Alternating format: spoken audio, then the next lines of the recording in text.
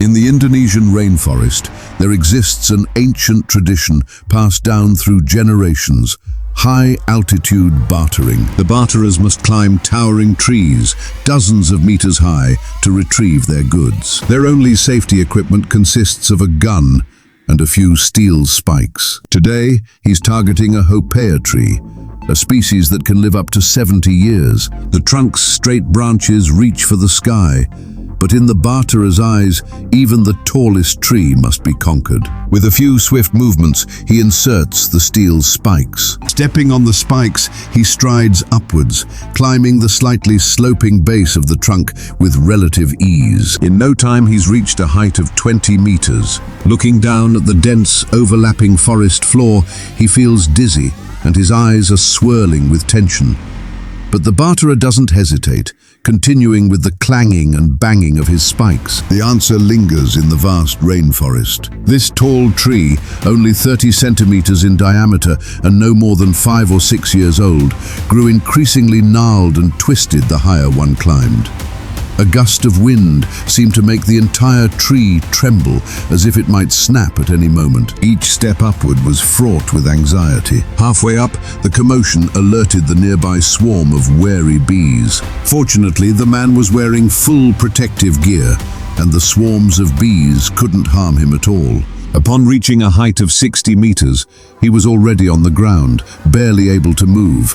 He didn't consider the consequences. He was already panting heavily, but thankfully he had finally reached the vicinity of the vertical branch. He quickly threw a few steel nails. He flipped over and climbed the tree, finally able to catch his breath. Looking at the wind, he finally saw his target for the day. The gust of wind before him was a full 5 meters long, a wild and powerful gust. These massive gusts of wind hung directly from the branches of the grass and trees. Highly aggressive and venomous, it will mobilize several individuals to defend itself once disturbed. It's notorious in the rainforest. The wild honey it produces is genuinely rich in flavor, and even the freshest honey is worth the risk. A few steps further, he stumbled upon another beehive. A delightful surprise. He first cleared the space by cutting off a branch of the tree. The bees on the swarm were disturbed and began to stir. They stirred up distinctive waves of wind, their power palpable even from afar. Carefully, he pried open the surface of the beehive, and the golden husk finally emerged. The large husk was divided into sections. The lower half was for hatching and raising larvae, while the upper half was entirely for seedlings.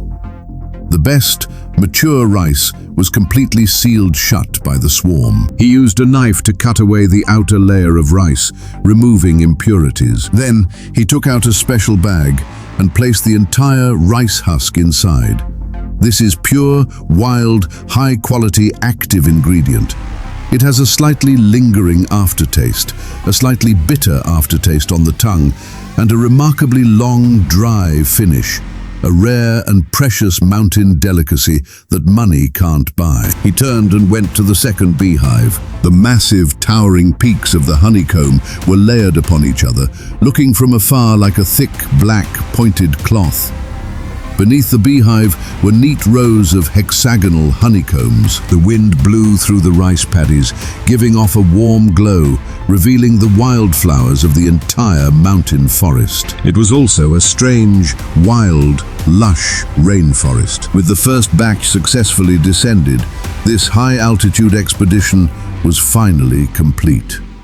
He packed up the honey and tools and began to pull down. His actions were even more daring than those of the previous climbers. He carefully descended step by step, using the pre-ordered steel studs, bringing this mountain delicacy, earned through courage, back to the ground. The allure of the island's inhabitants is undeniable, and this is never a grand display of skill intended to grab attention. It's simply a commonplace skill passed down through generations. Even the towering trees and swarms of wind can't deter them from their advance. This taste of wild game, fragrant with herbs and trees, is also a survival answer, ingrained in their very being.